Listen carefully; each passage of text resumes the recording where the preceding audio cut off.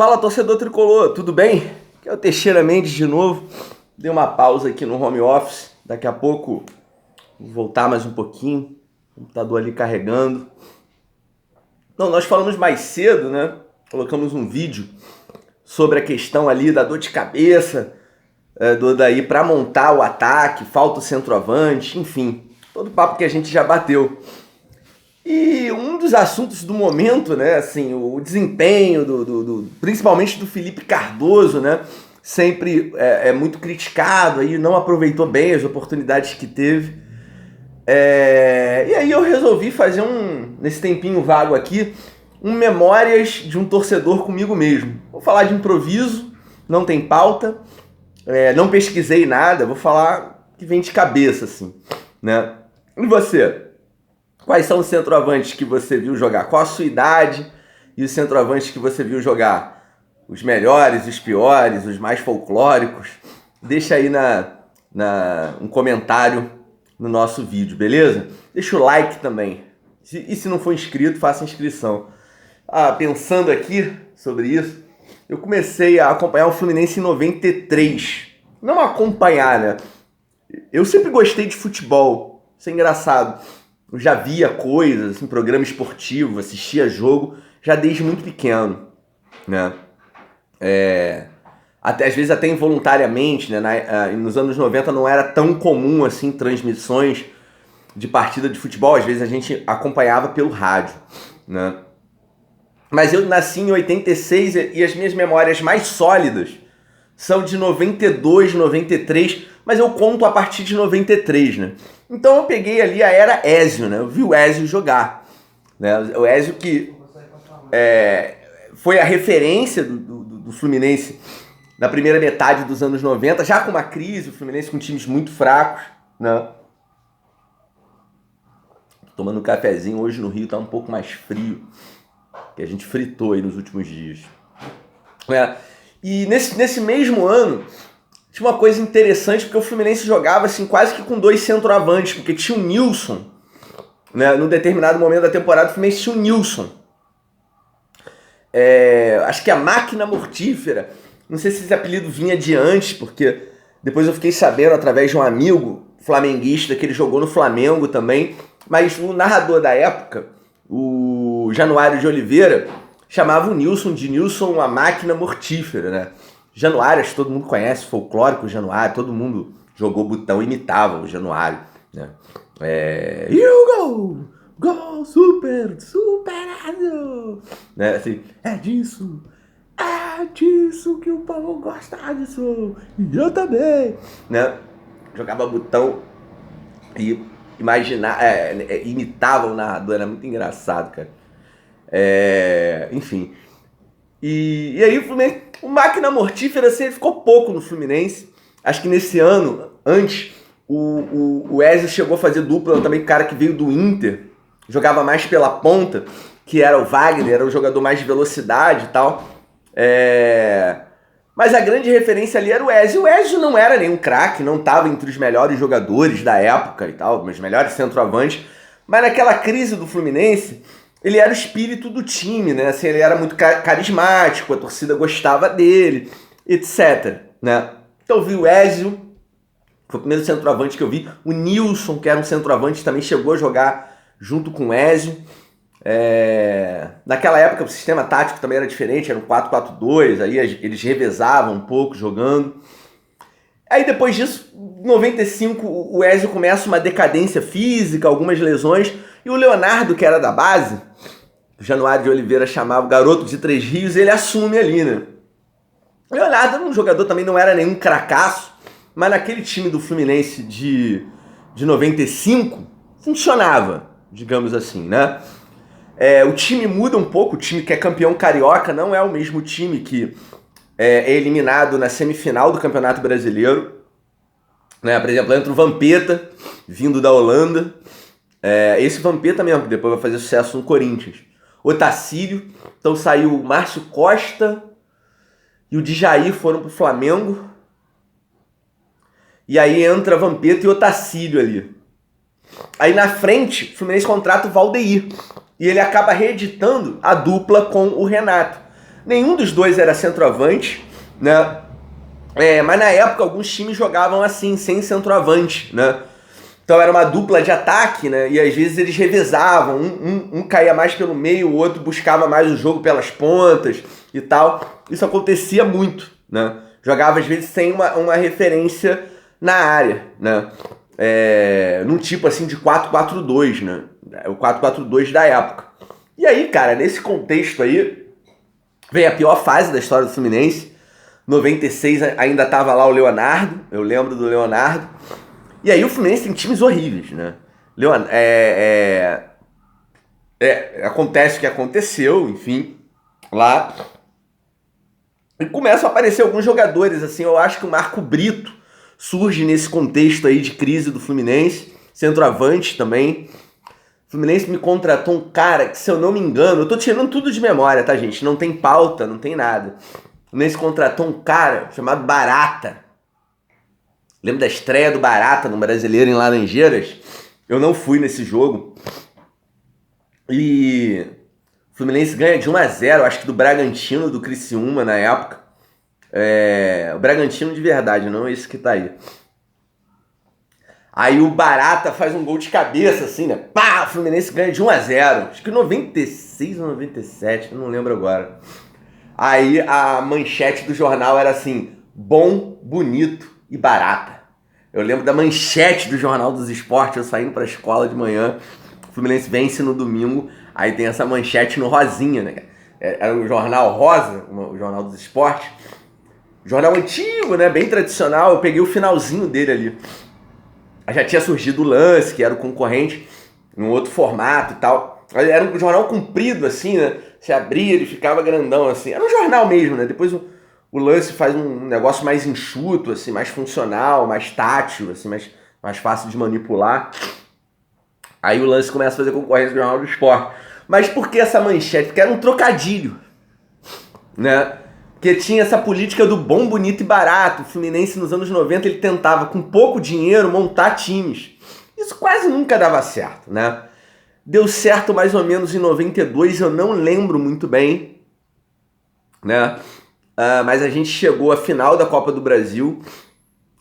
Ao que tudo indica, com erro de arbitragem, a gente perde o título. Célio Silva, o canhão, né, faz o gol de pênalti. Eu vi o Célio Silva jogar, mas eu já lembro dele já no Corinthians, eu não lembro dele no Inter. Tinha um chute muito forte, o zagueiro batia falta. Né? O Célio Silva, zagueiro do Corinthians, eu lembro. Enfim, né, o Barata. Então o Barata era uma coisa assim triste, né? Mas tinha uns jogadores muito ruins, assim, Alexandre Grilo na lateral, Marcelo Sander, que era um meio de campo que ninguém...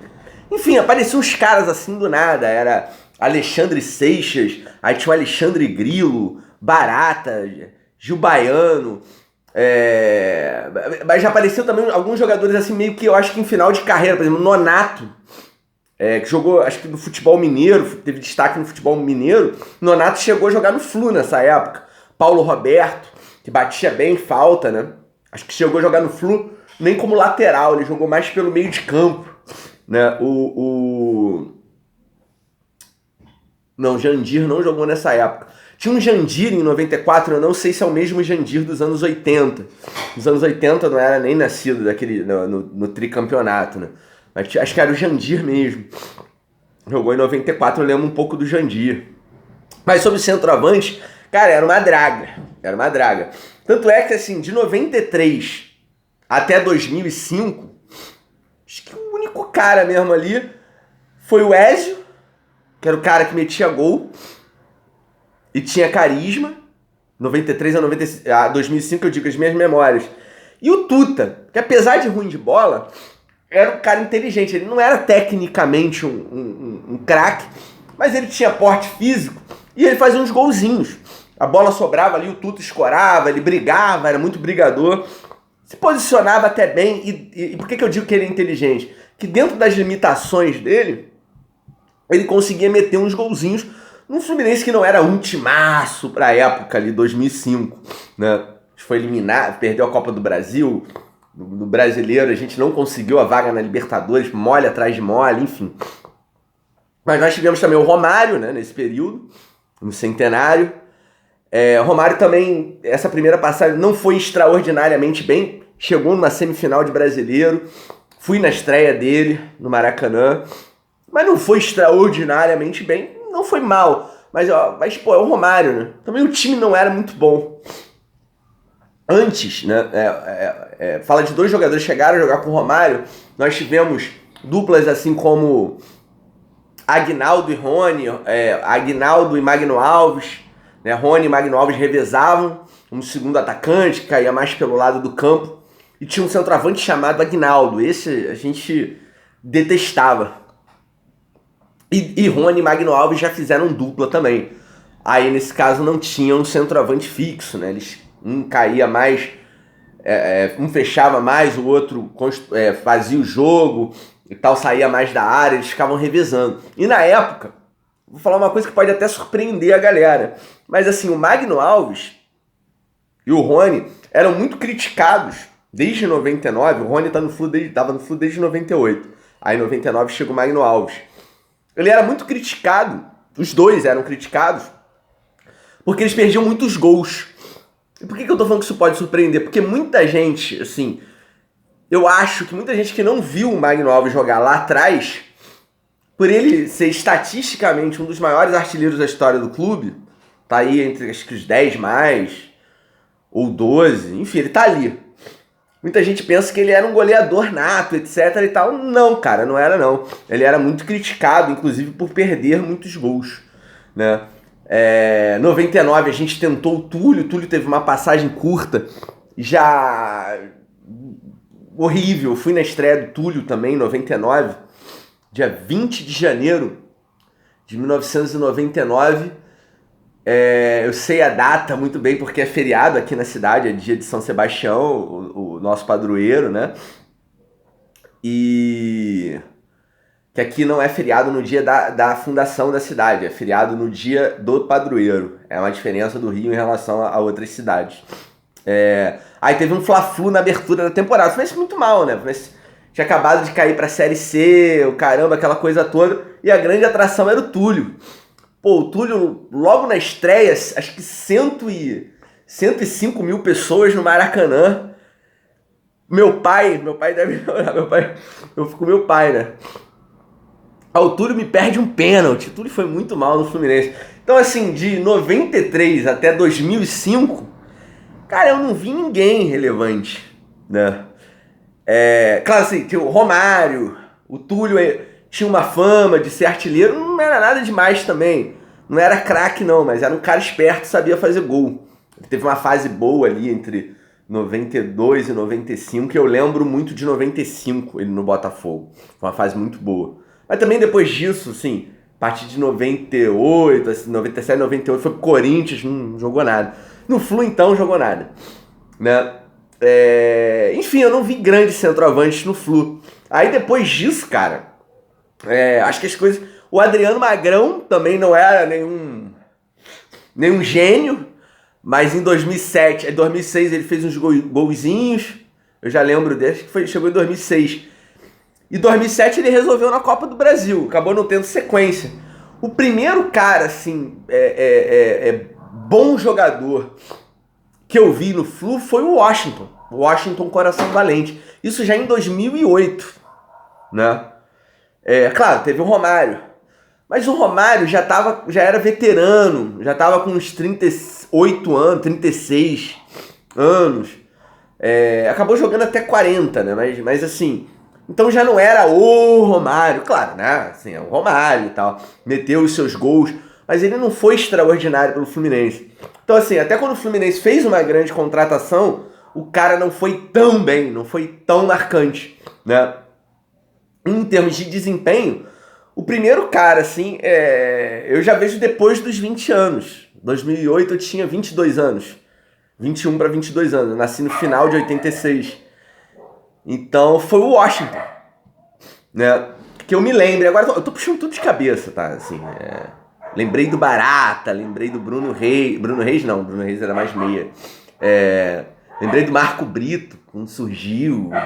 Lembrei do Alcindo, cheguei a falar do Alcindo aqui. Acho que o Alcindo jogou no Flu e chegou a jogar como centroavante ali, como comandante de ataque algumas vezes. Não sei se era originalmente um centroavante. Acho que não. Ou sim, não sei. Mas no Flu ele chegou a jogar de centroavante. Quer dizer, não era um jogador também assim de seleção brasileira, cracaço, histórico, tipo assim, tipo um Ronaldo. O único desse que o Fluminense teve entre 93 e 2005 foi o Romário, né? O Túlio já não estava mais lá, essas coisas, já falei aqui. Era isso, né? Então, assim, centroavante mesmo, só isso. Só o no máximo e o Romário, e o melhor em termos de desempenho para mim foi o Ezio. Aí depois é que, pô, pinta o Washington. Aí vem a era Fred. Pronto. Começa muito mal, em 2009, lesão, problema com a torcida, e depois vem a era Fred. E aí, sim, título brasileiro, etc, artilharia, aquela coisa toda. Por mais que ele fosse um jogador que se machucasse muito, às vezes ficasse um tempo fora do time, mas quando ele voltava metendo gol. Não à toa, ele é o maior artilheiro da história do Fluminense em jogos oficiais, né? Aí veio a era Fred. Mas assim, o melhor centroavante que eu vi, é óbvio, o Fred. E depois dele, cara, por incrível que pareça, o Washington. Sim. Claro que a carreira do Romário foi muito melhor do que a do Washington. O Romário é um dos maiores jogadores da história do futebol mundial. Mas o que eu digo assim, no Fluminense, o Romário teve 2 passagens e em nenhuma das 2 ele me encantou, sabe? Sim. Não chegou a virar ídolo, a uma referência pra torcida, sabe? Enfim. Aí o bicho pega ali, né? Acho que o melhor centroavante do Flu da era pós-Fred, digamos assim, né? Bem que ele voltou agora, mas assim, o pós-Fred que eu tô chamando aqui da saída do Fred até a volta do Fred. Talvez, cara, olha só que bizarro, olha como a gente tá mal nas últimas temporadas. Talvez tenha sido o Henrique Dourado. E ainda assim, a temporada de 2017. Porque quando ele chegou, eu lembro, 2016, eu assisti jogos do Flu. O Flu tava jogando lá em Edson Passos. Acho que 2016 isso. Cheguei, eu gosto daquele estádio, assim, me lembra um pouco um estádio mais da minha época de infância, adolescência, anos 90. Anos 90 infância, né? Eu gosto, né? Arquibancada de cimento, litrão, churrasco no meio da rua. Acho isso legal. Gosto daquele clima ali de Edson Passo. E ele muito mal, assim, muito mal. E o Fluminense tentou nesse período aí uma porrada de gente, né? Felipe Cardoso, então, é só mais um cara que tá nesse contexto aí de jogadores que foram testados, né? De experiências fracassadas ali para comandar o Fluminense. Fred voltou, né? Mas tá com Covid, a gente sabe que não vai ser a mesma coisa, ele já é um jogador veterano. Mas eu acho, gente, que a solução vai acabar, pelas coisas que eu falei no vídeo anterior, se você não viu, vou deixar aqui no link da descrição, pelas características, assim, digamos, do momento do Fluminense ali, a solução vai acabar sendo o Fred, né? Vai acabar sendo o Fred. Então é isso, gente. Um vídeo meio informal aqui, sem pauta. Memórias do torcedor comigo mesmo. Grande abraço.